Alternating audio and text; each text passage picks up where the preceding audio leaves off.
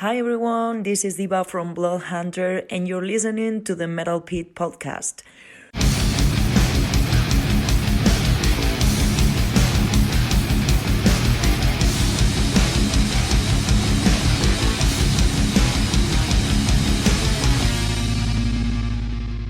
Welcome to the Metal Pit podcast, where we delve deep into the albums and bands that shaped metal.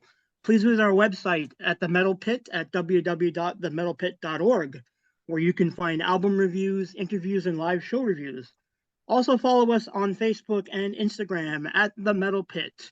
And for some video interviews, video shorts, and audio versions of the podcast, please visit our YouTube channel at youtube.com at the Metal Pit 666. All right, so I am your host tonight. My name is Ken, and we're back at the same team we've had for the last couple of podcasts, Billy and Jim, two esteemed writers on the Metal Pit, and also very, very knowledgeable guys guys about metal. So tonight, we're going to be talking about, I'm flubbing a bit here, but we're going to be talking about VOIVOD. And before we get into a discussion about their fifth album, I just wanted to let everyone know, as Blake has asked, that we give a big shout out to Kim because it is her birthday. So happy birthday, Kim! Happy birthday! Happy birthday! Happy birthday, Kim! I'd sing happy birthday, but I'm still reeling from last night's show, so my voice is kind of shot. But happy birthday, Kim! Yeah, Blake was saying, yeah, you guys could sing, but I don't think I'm good at singing, so I'm gonna pass on that one. I'm definitely gonna pass on that one. Okay, so we are here to discuss VOIVOD. This is going to be a good talk tonight about Nothing Face, album number 5 from the band, originally released on MCA Records in 1989. This album marks a stylistic change into a surprisingly progressive direction. It did crack the Billboard chart 200 charts, peaking at 114. There was also a music video for this on track number 3, "Astronomy Don't Mind," from the cover of Pink Floyd that was heavily featured on Headbangers Ball. Now in the band we have Piggy, we have Blackie, we have Away, and we have Snake. So this is during the classic period of the band. So basically what I thought from here, so we've got this introduction, would be for you guys to first tell me how you got into VOIVOD. So Billy, how did you get into VOIVOD, or when did you first hear them? Yeah, so I come from the same part of Canada, actually, as VOIVOD. So I've always heard of them, although I'm not French Canadian like VOIVOD. I do come from the French province of Quebec. So I'd probably say, I've definitely heard the band. I'm going to say like around 1985, 1986. But the first album, like I definitely owned a copy of, would probably be Killing Technology. So really liked the album at that point. Interestingly, though, I struggled a bit with Snake's vocals. It didn't like fully click with me on day one. But then everything came together when I got Dimension Hatros.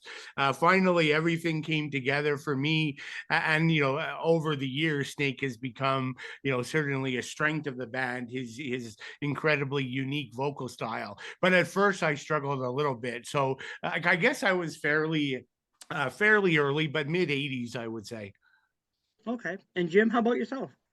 Yeah, and in this neck of the woods, it was a bit harder to get content from bands like this because they started off pretty much kind of underground. But I had a buddy who used to vacation down in Florida. He brought back one of the Metal Massacre albums that had Condemned to the Gallows on it. So about 85, I guess it would be, I special ordered War and Pain through Sam the Record Man. They downtown on Barrington Street, which in Halifax is smack dab downtown.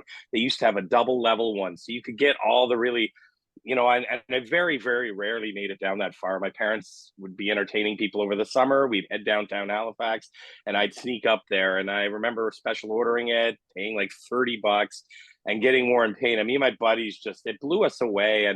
And like Billy, the vocals, Snake's vocals were kind of odd, but I think that's what kind of got me in there. And you know, Piggy's guitar was just I mean, it was kind of like half out of tune on purpose in a way, and it was really cool. And I know, like, when they first came out, everybody was kind of like, Voivod, they're this heavy band, speed band, just kind of a little bit more taboo. You know, you had your other thrash bands out there, but they were so different sounding, and I think that's what kind of reeled me in. And the first time I think I saw some live video on a Canadian video show, which would have been of a show with them wearing gas masks. I mean, you know, that blew me away. I was like, these guys are wearing gas masks on stage. This is cool. This is metal. So ever since War and Pain, absolutely loved this band.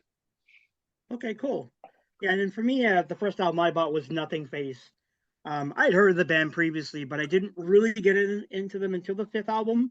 But once I heard that album, I was totally blown away by it. And I loved it. Then, of course, I went back and, you know, I bought like Killing Technology, I bought Roar, War and Pain, and then Dimension Hatras.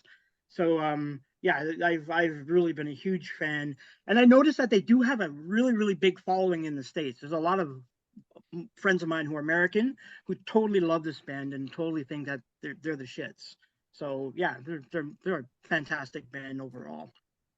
So all right, so now that we've sort of acquainted ourselves with the band itself, let's deep dig really into the album itself, and we'll start with the kind of first intro and the first song on it. So Jim, why don't you start us off? Yeah, I mean, this album is interesting because when it first came out, I mean, it was so popular, and I kind of, when I first put it on, I bought it and I got it and I listened to it, and I kind of was like, "What the hell? This isn't Voivod." You know, the first thing that went through my mind was, and then, you know, The Unknown Knows the first song on it, but it's got that intro with it, and it just went into kind of a bit more progressive, very proggy, kind of sci-fi sound, which, I mean, the song is amazing. I mean, but the vocals are super clean on this album. And, you know, I guess as they progress from War and Pain, Roar, Killing Technology, and then into Dimension Hatras, the production and everything seemed to get quite a bit better, miles above. And I mean, this album, your breakout album, this is what made them famous. And I mean, you know, and you start off with that intro, and then bam, you're into The Unknown Knows. Kind of, it definitely goes together. And like I say, it just, I mean, it blew me the way. I was really, took me probably 5 or 6 listens of this album way back in the day when I got it, to really get into it, because it was such a change from their previous stuff. And there wasn't even any signaling. I mean, I guess on Dimension Hatras, they kind of were, now it's easy to see maybe the progression, but then I didn't. And then all of a sudden this came out, and I was kind of like, and I remember seeing, you know, the video for the song that will be coming up soon, and going like, "Oh, this is Voivod? My God, they've changed." But no, and this is a great way. I like the song. It's a great song to start it off. But like you say, it was such a surprise to me when I first put this on, and but then eventually I grew to absolutely love this album. Cool. And Billy, how about yourself? Yeah, so I feel very similar to Jim. I mean, it was clear from the beginning of Unknown Knows, this album was shifting a little bit, definitely more into the prog rock, prog metal, prog rock side of things. You know, production is cleaner on the whole album. One thing I really like, I mean, not just with this song, but the album as a whole, like Blackie's bass is really forward in the mix, and he plays like a big part, you know, through the album. And I think that makes sense. Like progressive metal, progressive rock, the bass always plays a bigger piece and is usually recorded more up front. You know, and this song just represents what we get on this album, I think, right? We still have the melody. Snake has got clean vocals. but musically you get Piggy's unique riffs, and some of his soloing that you'd never expect, and may not work in other bands but works perfectly here. So I love this song. For me, it's probably my favorite on the album. Also love that Voivod play it live a lot. I've seen him a few times over the last 2 years, and this was in the set every time. So yeah, great overall track. Love it. Okay. Yeah, I like the song too. I like the opening. It is a little bit different from the previous albums, and of course, I find that the vocals, Snake's vocals are a little bit more cleaner. They're a little bit more controlled, because on the first couple, like, he's just basically screaming like a punk, screaming his head off for almost every album. So I like this. It's a departure, but I like the departure. I like it also because this song is, to me, it is pretty much, I would agree, the best song on the album. It's also a very lofty song for me, because when you listen to the lyrics, they're talking about seeking knowledge and the frustration behind seeking knowledge, and it's like, oh, this band never got into this kind of stuff before. Because they're like, they had like a fantasy setting band where it's like they have these punk inspired creatures from outer space coming down to Earth, and so this was a big departure, but I like the song, so I would agree with you guys. It's a strong song. So Billy, why don't you start us off with with track number 2? Yeah, so obviously the title track, just another great song on the album, sort of in the top half for me. Love the main riff on this song. It's just so incredibly addictive. Again, like Unknown Knowns, Unknown Knows, musically, very complex. Like, the band is really progressive, what's there. But, again, this is where the songwriting's so good.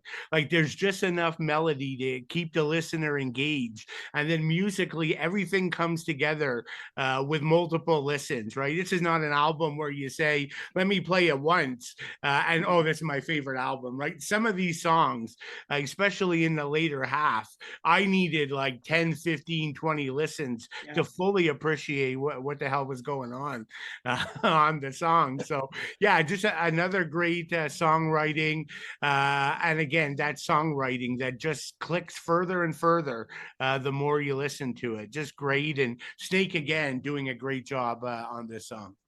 Yeah, absolutely. And Jim? Yeah, Billy hit it on the head with that. This is an album for multiple plays, and like, I have a lot of friends who are like, I can't believe you love Voivod so much, because I feel they either get it or you don't. And a lot of people don't get it. And hey, that's cool. But and this song here, I mean, I think it has more of a bit of a classic sound of a Voivod sound, but what I like about it is it's so much more clean that you can really, like, Billy said in the first track there, Blackie's bass, you have more bass, and you have the drums. The Waves drums sound great on this. The vocals, and it's not just drowned out by the thrashy guitar that you heard on the first few albums. And it really is a complex song, and I mean, I absolutely love it. It's in my top half of the best songs on this album, and it also has that punk vibe to it. And as the album goes on, I know in the later half of the album, there's a lot of punk sound to it. So definitely a really good song, and one of my favorites on the. My favorite is Farther Down, but that is one of my top 3 for sure. Well, it's also funny that I find, and I know, again, the inspiration for the song was Igor Stravinsky's Rite of Spring. And that, to me, is like, I've heard that. It's a classical piece. So it's lofty goals. Yep. You can see that they were shooting for the stars here. Like, they were going for it. And obviously, this is what the new direction for the band. And the next song that we're going to talk about is certainly proof of that. So go ahead, Billy. Why don't you start us off with the next track? Yeah. So I think we're on Astronomy Domine, right? Yes, that's correct. Yeah, so interesting song. So I love the song. Now I had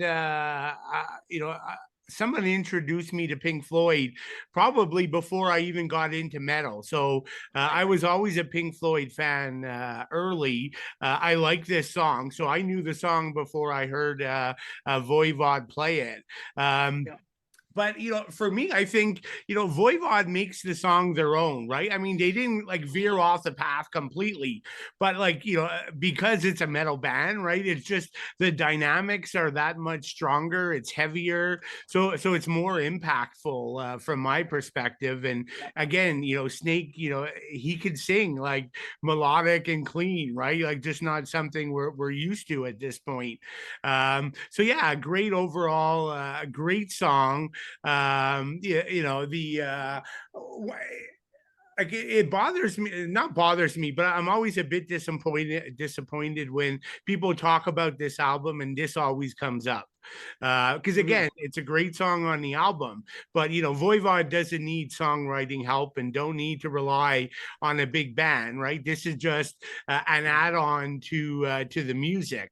Now we could always debate, like, would this be their best-selling album without that Pink Floyd track video? I don't know. Like, it's not my favorite song on the album, but it really enhances the album. So yeah, I think I'll leave it there. A great song, but sometimes it's attached too much to this album. Okay. Jim, your thoughts? Oh man, totally agree. I mean, I think this is an 8-track album with this as bonus material. And I'm not trying to downplay Astronomy to Mine. Love their version of it.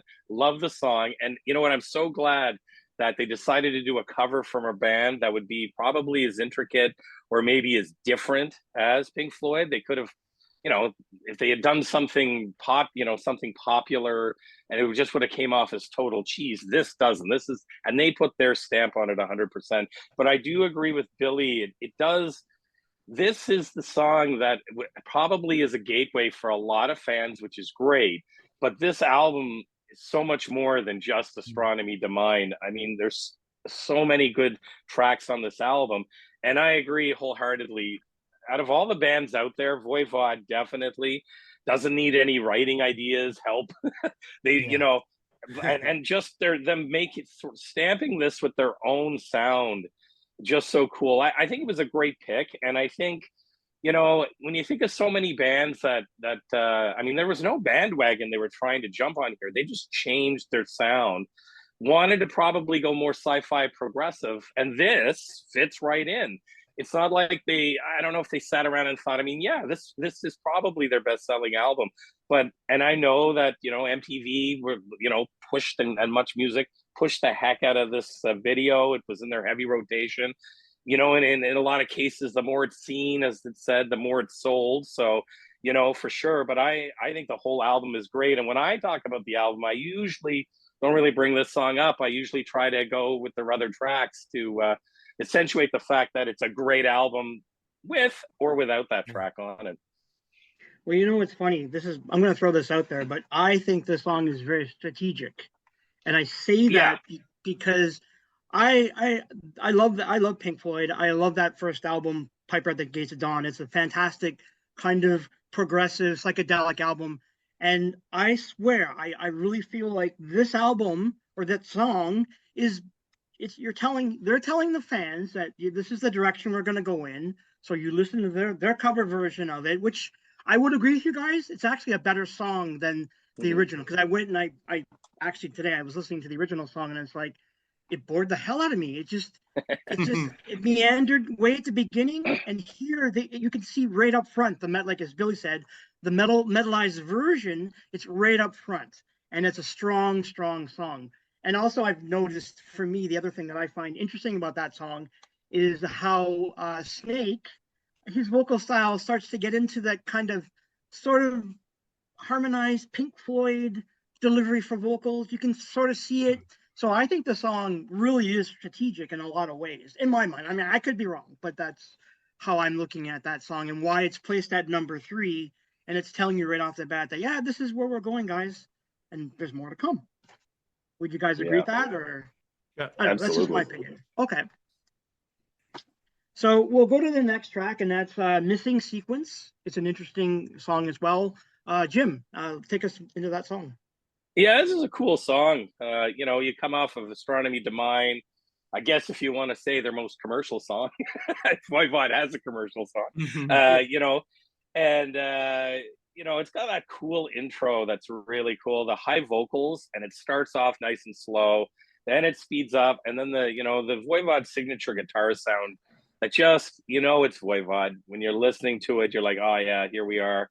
And I mean, the song just takes you on a journey in so many different directions. This is one of the ones that I like that would probably be a little more in the underrated. I find it's a little underrated on the album, probably because it's overshadowed by a few of the other songs on here. But it's a great song, a great track. I absolutely love it. Still not my favorite on the album, but probably my number two or number three with Nothing Face. So, but I mean, it's a great song.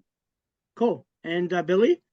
Yeah, again, I think a lot of us are on the same wavelength today. Yeah, completely agree with that. Again, I place it in the top half of the album, probably top three or four, I guess. Really like the cool, slow, melodic opening by Snake.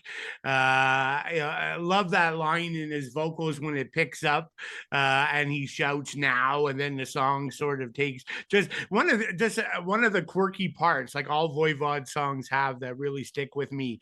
Again, plenty of melody, but all the cool, unexpected time changes that come with Voivods all over this place. For me, away, I find his drumming's pretty intricate here. Lots of interesting stuff going on. Fills. It sounds really, really cool. And just like those parts where the sudden stop go aspect of the music just really brings the song together. So yeah, another amazing track for me.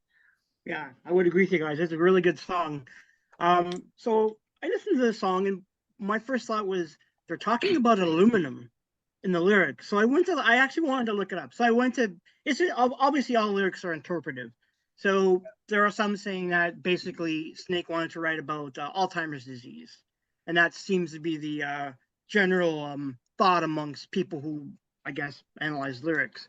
So again, it's like it's lofty, and it's lofty in a way that I find for a lot of these metal bands, especially in the Canadian side, they seem to be shooting for higher ideals. I like to write about disease and mental disease and illness. So I find I'm going, yeah, we just sort of saw this in Annihilator. Now we're seeing it again in Voivod. But it is a really, really good song. It's very effective. Lots of twists, lots of turns. And I would agree with you. It's one of the stronger tracks on the album itself for me. Yeah. And Ken, if I could just add, I ahead. love the analogy you did on the lyrics, right? Yeah. And I think that is true, right? Because these guys come from like Jonquière, Quebec, which is a huge mining town, and sort of the Alzheimer's, and that's a common thing that many of the older miners have experienced. So I think probably the family and people they grew up with were very much exposed to that. So the song was, I think, probably pretty personal to them. You're probably right. I mean, I'm not really familiar with their background so much, but yeah, that could be very true. So it was just something that I noticed on the album. All right, so let's go to the next track that we'll discuss here. And Jim, why don't you take us into X-Ray Mirror? Yeah, it's a great song. Not one of my favorite songs on the album, but a great song. I mean, I like all. It's hard to. I would never even disgrace Voivod with a bad song or a bad track. It's not one of my favorites. It's towards the middle to the back end of the album, but it's got that classic Voivod sound again. It's great vocals. It's got a catchy melody to it, and it's just, I think at this point, by the time I listen to this song, I'm realizing the direction the album is going, heavy prog, so it's changed. And there's a part of me, I know when I first listened to it, was waiting and waiting and waiting for that, that thrash speed metal to kind of just come in there. And I think at this point, I've decided that, okay, this is where we're going. So this is where the ride's going to go. But I mean, it's a great song, probably towards the back half of the album for me, but a great song nonetheless. Okay. And Billy? Yeah, again, I think pretty similar here. I do enjoy the song. I think it's interesting, right? The first songs we talked about all have they're probably easier for the listener to absorb. Maybe there's one in the back half that I think we might all like a lot, but I do find you need a bit more listens for the last half to fully sink in. So for me, there were two songs, right? Like X-Ray Mirror and Pre-Ignition. It took me a long time to fully appreciate these songs. They just didn't click with me at first. But this song I really like. I think instrumentally, like about the halfway minute mark, maybe 3 minute mark, the way Blackie and Piggy go into like an instrumental break, and it's just classic Voivod. I just love it. Abstract music, the progs coming in, really good. I mean, Snake again has some actually decent vocal hooks here on this one after you listen to it a few times. So I like it, but it was one of the hardest songs for me to get into as I absorbed this album over the years. I could see that being like a hard song because I think the song, again, with the lyrics, it comes down to being all about self-reflection and the idea of a personality change. Because if you get the song gets really twisty in the middle part of it, and then all of a sudden at the end of the song you get that the shattering glass, which I think is like I know you guys didn't mention it, but I'll mention it because I think it's a really nice touch. It almost like signifies that something happened, and that crash is so great. I think it's a good song too. I like it. I think for me though, it's a couple listens, at least 2 or 3, before you sort of get a vibe for it. But I would agree with you. It's probably on this album, it's a tougher listen as far as what I go with that song. Yeah. So we'll go into our next song, Inner Combustion. Go ahead, Billy, lead us off with that one. So again, I think it may have been Jim who said this. There's not really bad tracks, but for me, this is, if I'm honest, this is going to be my least favorite on the album. And again, one of you guys said this earlier. The back half has some punk influence, and so for me, that really comes through on this particular track. The strongest thing by far, this is another sort of Blackie strong song. It's a really bass heavy song. Love his like groove on this track, and again Piggy's unusual riffing at the forefront here. But for me, Blackie kind of saves the song for me. But again, like out of all the tracks, it's probably my least favorite. Okay, and Jim, what do you think? Yeah, it's not one of my favorites either. I think the back half of the album goes really into more like it's more of a prog punk kind of. I don't know if I like how they position the songs on the album. I mean, I thought it was pretty cool, but it's got pretty clear vocals on it, and he mentioned the groove, and the groove is phenomenal, and that's where you're getting a punk groove from it. But it's kind of, I would classify this one, the next one, and then maybe one other as a bit more definite punk sound to it. So at this point of the album, I'm like, okay, the next song I'm not super jazzed about either. So there's been like 2 or 3 songs in a row where they're good songs. They're just not they would make up. I mean, there always has to be, there's 9 songs on an album. There can only be so many in the first half. So this one would definitely fall into the back half of the album for me as well. Well, I'll make it unanimous. I would agree with both you guys. And so I was curious about this song. So as I'm listening, I'm looking at the lyrics. I'm like, oh, what are they talking about? So I looked it up, and it seems to me there was a preoccupation with the idea of stringing the idea of hermetic theory and catalyst fusion, 2 scientific terms that I'm not really familiar with, into the song itself. So again, I go back to that lofty idea. It's very, very clear to me that they were viewing this album as their chance to really put a stamp on a much higher ideals for like punk thrash or whatever, because this is going in a whole new direction. So I would agree with both you guys. Like for me as a song, it's kind of all right. I don't mind it, but I really had to look it up because I'm like, what the hell is hermetic theory and catalyst fusion? But hey, if you can make a song out of that, then all the power to you, as far as I'm concerned. So we'll go to the next song, Reignition, and Jim, take us into that. You know, the drums start this off. It sounds really good. Away's really good on it. It's not, again, this is like the third song that it's a good song, but it's not in my top ones. You know, the vocals at the beginning are really, really cool. It's got more of a chunkier sound to it. So how I figure this album's going, because my favorite song is coming up. And this kind of, for me, takes me through a journey. You got some great stuff at the start. Maybe towards a bit of the middle, it kind of slows up for my like a little bit.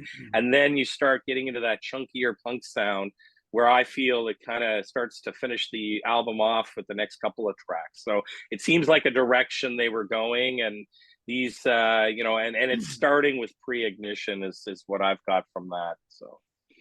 Okay. And Billy? Yeah, so this is the one I mentioned kind of along with X-Ray Mirror that took me a while to fully click in, right? Like this is just the songwriting here, the structure is just so unique, unexpected. Like it's really out there. You know, Piggy's playing some really strange chords and guitar lines. And I know if there was a guitarist here, they'd say what it is. Like that's not me, but like it's just a really unique song. And so like I did learn to appreciate it over the years, and it took like, you know, maybe 30 listens to really get into it. But just an interesting thing, there was a cool interview that Chewy did recently, and they kind of asked him, you know, on each album, like what was his favorite song to play. And for him, he picked this song. Really? And really because it's just like a challenging, like crazy song, right? Like Piggy's guitar writing here on this is just so unique that he loved playing it. Yeah, and they threw together. I mean, it's on the Morgoth Tales, so it would be like their newest release that was just released. And I saw the same interview where he, you know, it seemed like the guys got together to get the sort of backup hit from the album. It would be the not so obvious hit. And I saw that interview as well, and I think they all got to pick, or they all came to an agreement on each song from most of the albums. And yeah, it was kind of odd, because I thought maybe the next song would have been that, but no, it was Pre-Ignition, which was pretty cool. Probably because, as you say, those drums. Yeah. Okay. I also, for me, I think lyrically, I think it's the most challenging song. And I thought about this quite a bit, because there are lyrics like generated waste, environmental squeeze, cybernetic beings. Like, I'm like, what are you guys discussing? Is this like some kind of organic thing from outer space coming to Earth? Because it's all their lyrics for me as a band, they're very interpretive. So you could look at it from many, many angles. But I find this is the most challenging song lyrically from my taste. I don't mind the song as well, but I think as I like to listen to lyrics, I'm like, yeah, this is interesting, because I could read so much into it for me as a song. All right, so we'll go into the next song, and I think Jim is chomping at the bit to talk about this. So Jim, let's get into My Hypercube. What a cool name for a song. I mean, come on. This is wicked. And I mean, I love this song. It's my favorite song on the album. Possibly in my top 10, probably. But anyways, wicked song. I love it. It's, you know, you've got a really good, really strong, heavier punk vibe in this song. And it's, I kind of got to this song when I first was listening to it, and went, okay, there's some hints of classic Voivod on some of the other previous tracks, but this one really sounds it off. And I mean, I just really like it. I like how it has the slower start, and then it just rips into it. It's a great song. My favorite song on the album. And no, I love it. And I'm wondering if this, you guys, I've never seen Voivod live. Do they ever play this live? I don't know if we have that information, or Maybe Billy knows. He's seen him. Yeah. Yeah, I've seen them probably about like, I don't know, 14 or 15 times. Wow. I can't recall them playing it. Yeah. Definitely not on recent shows. Like I Okay. probably saw them 3 times in the last 2 years. But then, Wow. you know, I did see them on this tour. They may have played it at that, but my memory is going to fail me going all the way back Yeah. to 1990, Sure. I think. And they were opening for Rush. So they Oh. didn't have like a full set, right? So I think they only had maybe, you know, 6 to 8 songs at the most. Okay. Interesting. Well, I know this song. It's a challenging song for lots of reasons because now we're getting into lyrics about heavy drug use, hallucination. So it's a. I don't know. There's this is the recurring theme of the album for me. I just find that everything lyrically they're stringing together these lofty ideals about mental health, the state of the world, the state of their place maybe in the world, and they flip flop here. So instead of going to like hardcore punk and thrash, you're moving into more progressive tones of like psychedelia, and I think it's very very interesting. But I actually dig this song quite a bit. I've never heard them live, but I wonder if it's just they find it challenging to play live. I don't know. Possibly, yeah. Yeah. Yeah, and I would say it's my sort of top 2, top 3 as well. Song on the album. I love it also. Yeah, the one thing I'll say too is the riff is very kind of groovy Metallica. There's just a couple sections where it's like, oh, this almost sounds like Metallica. And I kind of like that for that reason. So the song is a bit more challenging than some of the previous couple. So I thought that was quite interesting. So Billy, you're going to take us off into Sub Effect. What do you think about that song? Yeah, and just before I jump there, I'm just looking at the list that Blake normally looks at. Oh, That set list, lists yeah. the shows that are live. Nice. Because I was Great. curious, like I love that song, into my hypercube as well. So it's their 29th most played song. Interesting. So not all that frequent, and they did it again, as accurate as this is, 68 times. And then to give you a frame of reference, their most played song, probably not surprising, is Voivod, and sort of that's like over 500 times. So yeah, it's not played all that often. Okay, interesting. Well, thanks for looking it up. Yeah, no worries. So Sub Effect, again, it kind of, we're getting we're into my hypercube, very strong song in the second half. Sub Effect kind of sort of fits in a bit more like pre-ignition for me, a little bit more on the complex side musically. You need to listen to it a couple times. For me, again, this is another a bass forward track with Blakey, with Blackie taking the show here. Piggy's, unusual guitar playing again, all over this thing. Also for me, Away's drumming is quite strong here. Another one where I think he stands out. So, not my favorite song on the album, but again, the funk and the groove sort of keeps the song going, and largely led by Blackie for me. So I enjoy it, but I'd put it at the bottom half of the tracks. Okay, fair enough. And Jim? I like this song. I think it finishes the album off pretty good. What I like about it is, it's funny because Billy mentioned, groovy, funky song, and we're talking about Voivod. It's like, and now seeing all their catalog, that's a common thing. We can have but up until this album, there really wasn't much groove or funk on many. Maybe a bit more in the Dimension Hadross, but the first 3 albums for sure, there really wasn't. So I agree with that 100%. It's a good faster track.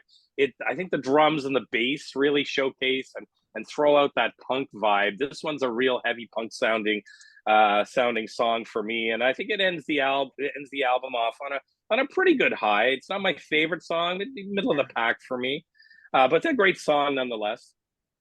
Yeah, I would agree.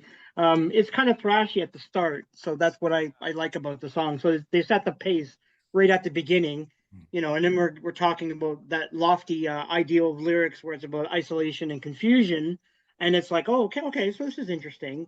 Um, Not the best end song to an album, but certainly it's okay. It's all right from my taste as well. All right, guys. So we've now finished talking about the album. So let's go into our top 10. Well, our top 10 songs. And I know, Billy, you said earlier you had a hard time coming up with 10 songs for Voivod. So we'll start with you. Go ahead, sir. Okay. And you know, like so, yeah. As you said, I struggled with this, and I think it's just, you know, I said that about the Testament, you know, one, but you know, Testament was more about consistency. This time, I say that because there's so many distinct eras in the band, right? Like different singers and different styles, right? From the thrash and raw of the first album, and all the waves that we go through the career. So pretty tough. My first draft was all Nothing Faced and Dimension Hatros, my favorite two albums. So, yeah, I don't know, that wasn't fair. So I wanted to sort of get my favorites from all the eras. So I sort of, you know, sort of approached it that way. So, you know, that said, here's going to be my top 10. And so my number 10, I'm going to Angel Rat. So the era where they sort of took Nothing Face another step forward, more into the prog rock versus prog metal. But Clouds in My House, like that track. Cool. Interestingly here, I mean, you know, prog rock, who's prog rock? You think Rush. So they got Terry Brown, who's, you know, the producer, connected to Rush. And so I think he's a part of this sound as well. Yeah, it's very different, but it's still Voivod if you listen closely. So I'm going to wait in eager anticipation to see if any of this era is on either of your guys' list, but we'll see. So next, again, like for me, one of the most underrated albums is Negatron. And so I like Eric Forrest. Like I don't know, like vocally, I mean, maybe it's because I'm a big death metal fan and he leans a little bit that way. So it kind of connects with me. So I love this song. I mean, not everything on Negatron isn't amazing, but you know, there's at least half of it's incredibly strong songs, and this is one of my favorites on the album. But again, that said, I'll fully acknowledge, you know, there's something special about Voivod and Snake, right? It's not the same without Snake. So, you know, I'm happy to see him come back, but I enjoy that album. So number 8, I'm going to Nothing Face album, Missing Sequence. I'm a big fan of that track. Again, we talked about it. I won't rehash that. Now I'm going to number 7, Killing Technology, Ravenous Medicine. A couple. Yeah, a couple really good songs there, but for me, a bit of sentimental value. This is one of the first songs I heard. I had a neighbor who loved this song, and he always sort of made me listen to it. So I've heard it so many times. So I got that one there. Now, at number 6, I had to get some of the old material in here. So I went with the track Voivod from War and Pain. You know, very raw, you know, not refined like the album we just talked about, but you know, it's just an easy song to get into, and you know, it's a staple of the live show. So it's always a fan favorite when that comes on and everyone sings along. So that's really cool. Number 5, I'm going back to Nothing Face, Into My Hypercube. We talked about that. Number 4, had to go into the later era of Voivod, and so I'm going to The Wake, which is actually my 3rd favorite Voivod album, and so I'm going with End of Dormancy, just a amazing, unique track. I mean, this thing has orchestration, Tiffany drums, or whatever, what a Tiffany drums, or what those big drums are called. just really unique. They're all over the place. And, Chewy does an amazing song, an amazing job on this song. I mean, yeah, really his, musical education really comes shining through on this track. And so, again, he's a perfect fit for Voivod. Just everything unusual in this track. So that makes it a perfect Voivod song. Number 3, I think this is the first time I go to Dimension Hatros, but for me, I'm going Experiment, the opening track. One of my favorites. Again, I think the band's in peak musical form at this point. The style will shift, but the band has really mastered their instruments here on this album, and so this track's a great one for me. Number 2, we talked about it, The Unknown Knows, Nothing Face. Yeah. And then number 1 for me, so not a Nothing Face song, even though that's probably my favorite album, but I'm going Tribal Convictions from Dimension Hatros. To me, to my ears, just a perfect Voivod song, bridges the old and the new styles perfectly. And again, as I said, the band technically and from a precision perspective is in peak form here on this album. So that's my top 10. Nice. So you and I match a few. I got a few what you have on my list. Different orders, but there's a few. And Jim, let's hear what you got for a list. Yeah, I got a few, and we got 2 in the exact same spot. So that was kind of neat. It's like, oh, this is awesome. So I kind of looked at it the same way. My first list, I was heavily going on the first few albums, and I thought, okay, I got to be fair here. I mean, they just brought out Morgoth Tales. They even did it themselves, so I got to really dig into this a little more. So number 10 for me, I'm gonna go with Planet Eaters off their newest album. Nice. Synchro Anarchy. It's a great CD. I love it, and they won a Juno with it, so that's great. Number 9, go to Dimension Hatros with Chaos Mongers. Love that song. That's my favorite album for Voivod all time is Dimension Hatros. Absolutely love that album. Number 8, we'll go really old school. And I was toying with Voivod, that Blake picked, but I went with Warriors of Ice, which is an awesome track. And I mean, that first album, I love that first album. I love the rawness of it. And I think that's a lot of people, I see a lot of people when they rate it online and stuff, and they're always saying, well, the production was lousy. Well, yeah, that's what gives it its charm. It was done on a shoestring budget, and it was awesome. And that's, you embrace that no matter what. And anyways, number 7, I go with a little bit of a different album, The Outer Limits, and with their longest song, Jack Luminous. So really like that song. It's pretty cool, and it's a great album as well. Plus, I just rebought it on vinyl with the green splatter, so it's pretty cool. Number 6, I'm gonna go with Target Earth. It was between something from The Wake or something from Target Earth. I went with Empathy for the Enemy. It's a wicked song, and I love that album too. That's another great album. Number 5 would be the same as Billy's with Into My Hypercube from Nothing Face.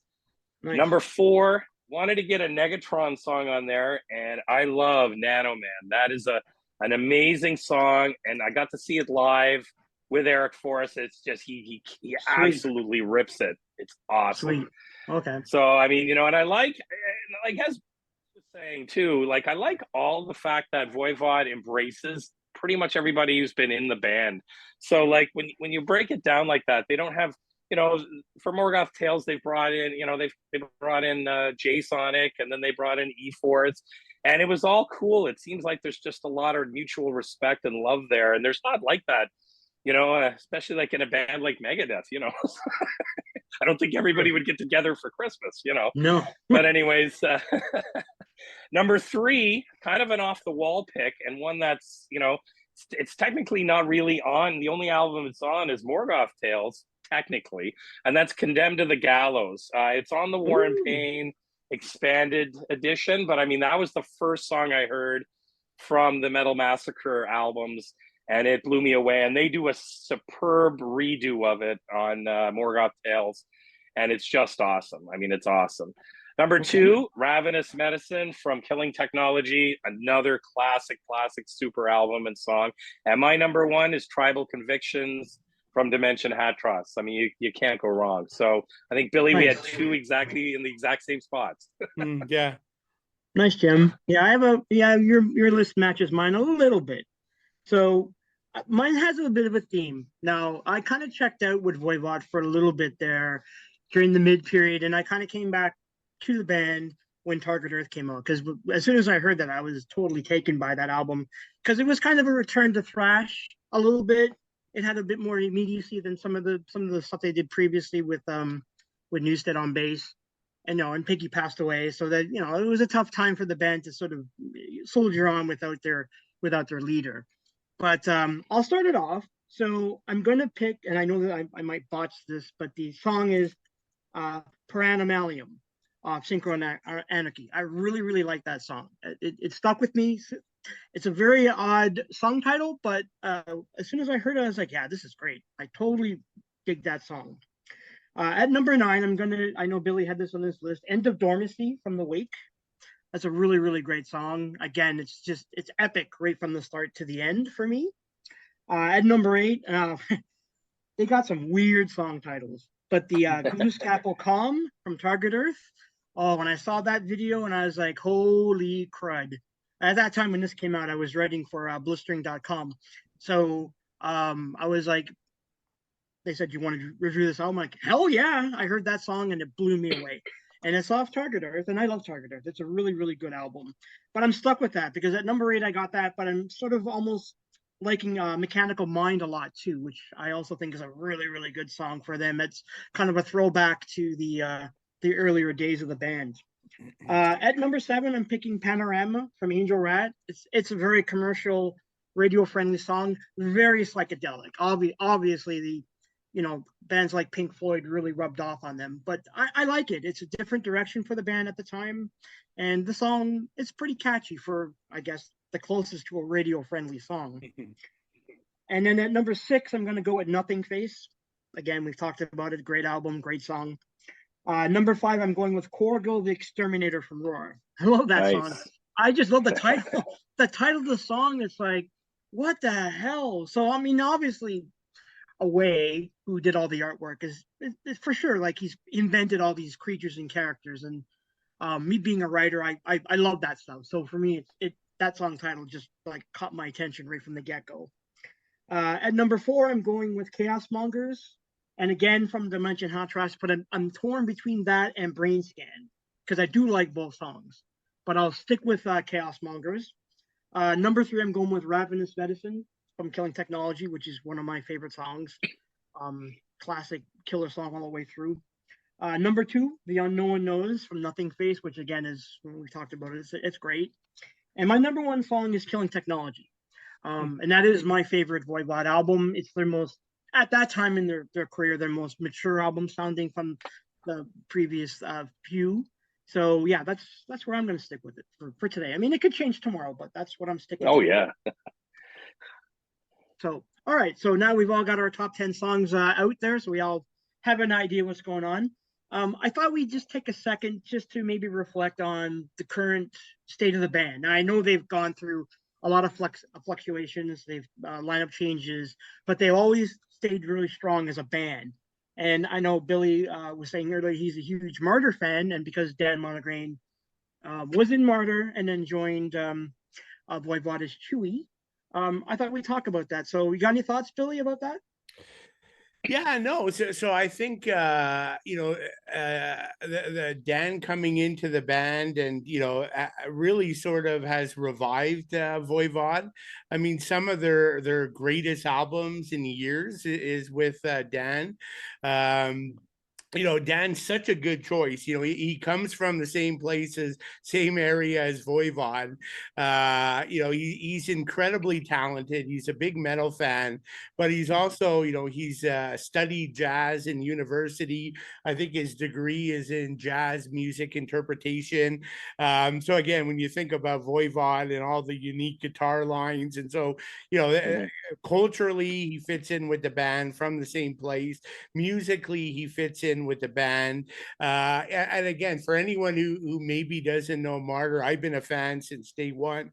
And maybe that, again, coming from Quebec, I mean, this band's from Quebec. So I heard a lot about it. Anyone who might be interested, probably their best song, their best album's called Feeding the Abscess. It's from 2006. Also an amazing live album from Martyr, Havoc in Quebec City. It was released in one of my favorite live albums. The interesting thing here as well, it's actually Chewy who does the singing, and he does an amazing job on sort of death metal vocals. So one day I'd like to see him do a bit of backup in Voivod, or maybe take vocals on a track or two. I think that might be pretty cool. But yeah, I mean, Dan comes in, and then I think it's with Target Earth. And then just all the albums are fantastic, right? He's sort of one of the main songwriters in the band. And so like he just has so much to offer, and he brings so much to the table that I think, Voivod are in great shape to keep going. He reinvigorates them.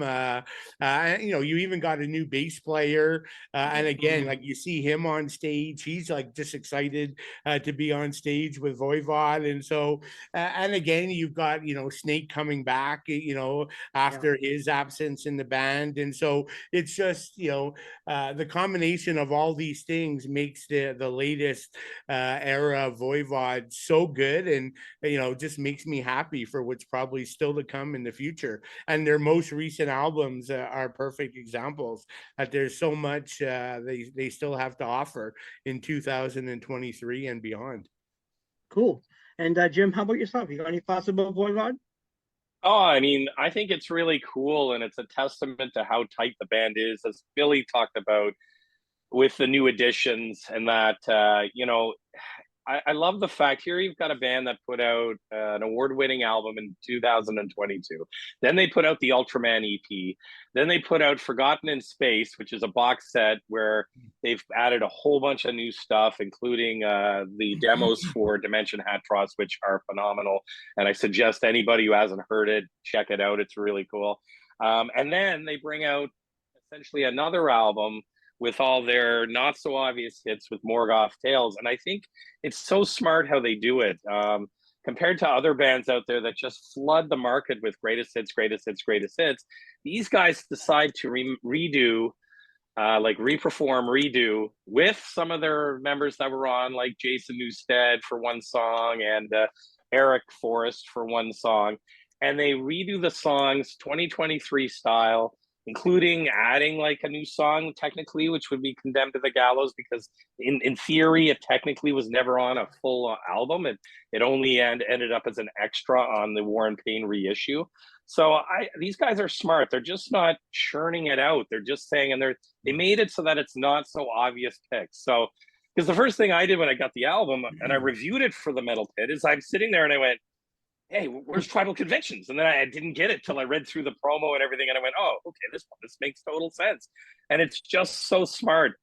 And it just speaks to their how relevant they are in the music industry. Because they're able to bring this stuff to light fairly quickly. I mean, they wrote, I think, the new song for Morgoth Tales on the road while they were in Europe over the winter, and that's just pretty cool. I mean, and they're not just churning, like, you hear so many bands that are, well, they're remastered, maybe even an album. Okay, fair enough, but nothing extra. Maybe it sounds different. In a lot of cases, I don't know if you can tell or whatever, but these guys will add an extra track, or they'll bring out a demo or maybe some live stuff. And I think that's really, really cool when they do that. And it's I'm proud that they're Canadian, because and from Quebec, because Quebec is a hotbed of metal for in Canada, and these guys just pay it so much forward. And I really, really think that the future is wide open. You've got Away, who's an acclaimed artist who does all the art for all the albums. I mean, it's just phenomenal. The future is bright, and I think when they hit this many albums with a band, I think a lot of things start to happen. Maybe a excuse me, staleness, or maybe running out of ideas or whatever, and just start kind of going through the motions. That is definitely not happening with Voivod. And you guys are 100% right. Saying Dan is he's re-energized. He's got them excited about it again. And I think it's a great time to be a Voivod fan for sure. Yeah, guaranteed. Yeah, Dan sort of almost like reinvigorates the band, and he brings that piggy spirit back to the band, I think. And it's very obvious in the way that his style of guitar and the riffs that he brings to the table. So it's good. It makes the band really strong. And like I said, for me, Target Earth brought me back to the band. I own all their albums, but for a period I wasn't really listening to a lot of their mid-period stuff. I'd put an album on once in a blue moon, and then all of a sudden you hear Target Earth, and it's like, whoa, what's going on here? And it just brings back that metallic sound, but also includes all their influences, the jazz influences, the progressive sounds. So I like the fact that at this stage in their career, they're able to balance it all very, very well. And it sounds great. And I would agree with what you guys are saying. I hope that they both maintain a few more albums, maybe get out to the tour more. That would be nice. I don't know if they're touring in the States much, but I know it gets harder for smaller bands. I mean, I don't know if I'd call them a small band, but a band like Voivod to get out there and tour heavily throughout the year. But I would hope they're out there trying to get their music out to people to hear. So yeah, so I'm like you guys. Target Earth was my return to the band. I love everything they're doing since that time.